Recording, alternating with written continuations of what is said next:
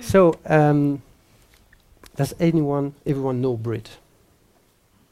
Brit, do you want to introduce yourself quickly? Did you see that really serious nod? I'm a media strategist and author, and specialized in social media in different ways. But most importantly, I believe, is that I've been working with the internet as long as internet has been around. So social media is just a natural development, part of the development, I guess. All right. Yeah. So when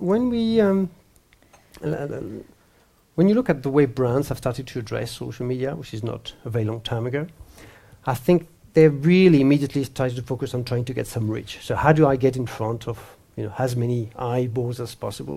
Brands are really have this media focus where they want to be put in front of a lot of people. So they've invested in their Facebook page. They've sort of acquired fans and in very different ways.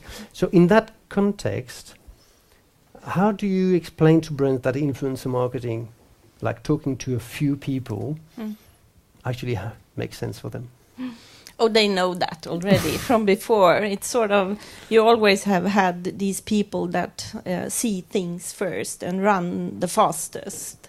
So it's only the aspect of involving them in a structured way, even when it comes to social media.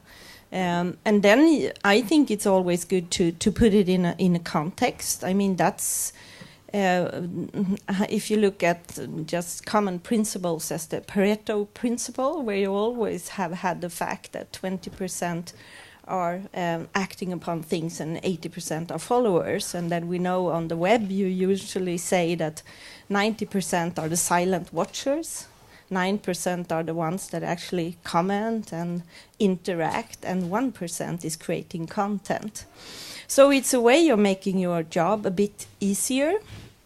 And that is if you look at the output you do. But then I think it's a huge responsibility for each company to not go blind on the different tools where you can start valuing your audience or your customers, because at the end of the day, you still have a fact that each client, each customer you meet is as important. They should get a good service, no matter how much they are valued in different score methods as well. You're right. And there's different ways that people can impact your business. Yeah. But you said, I think I noted that 1% of the people really, at the end of the day, are the one that create that original content. So I guess these are the people that you will be interested in. So when you start, if you identify these people, you start working with them, what can you expect from them as a brand? What should you pursue? What should be your objective? Well, I would say above all business development. If you actually have this ability to listen what they say and what they interact and the insights they give you, they are such a great tool for actually your future products and so on. Besides the fact that they are good for marketing or whatever aspects you have for your perspective. Maybe you want to just, if you're a government, you want them to be information providers to their network, depending on their target groups and so on. But to see how much they really give you fantastic insights to your coming products is so, so important, or your services. Okay, so what you're saying is that these people should not just be there to amplify your message, but they're also a great source of information that you should use. Yeah. And they should be developed, they should be included early in the process as well. So you should really make them part of what you plan and use the fact that they will give you so brilliant insights in every aspect of what you do. They are your ambassadors, and they should be somebody you have very close to you. It's true. So if I play devil's advocate, the main challenge that you see on influencer marketing is scalability. In the sense that, okay, I can speak to 1, 2, 3, 4 people, I can listen to them, but, is that going to impact my brand in a significant enough way somehow? So in the view of that challenge, what do you think should be the role of influencer marketing in the social in a brand's like global marketing strategy? Well, first of all, I think you need to have a deep insight to the fact that they are such strong distributors.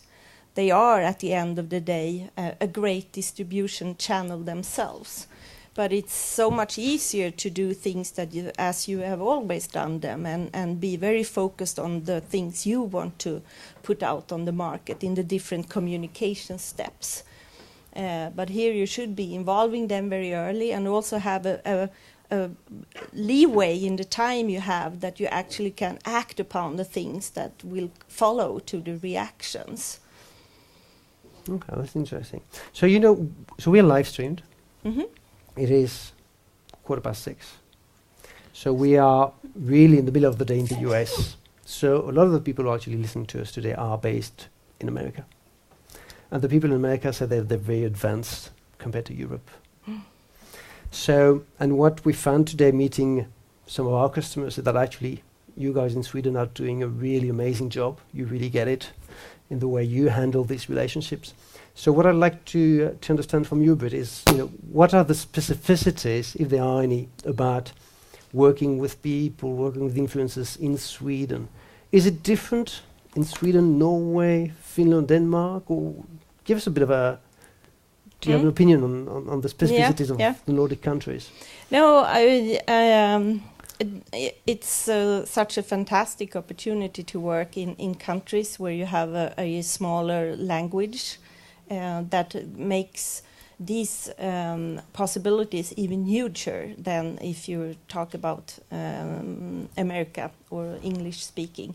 It's wonderful to have a small language group, and you also have a great tradition in Sweden from how you build societies. It's very much built around grassroots movements, and those kind of aspects, when they get digital, no matter whether it's linked to civic development or product development, are huge competitive benefits that you have.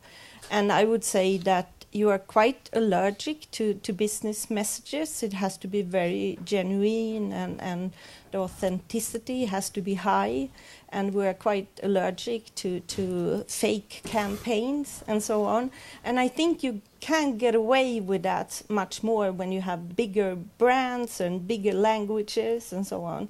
It boils down to something that is much more narrow when you have a small language base as you have in the Nordic countries. Interesting.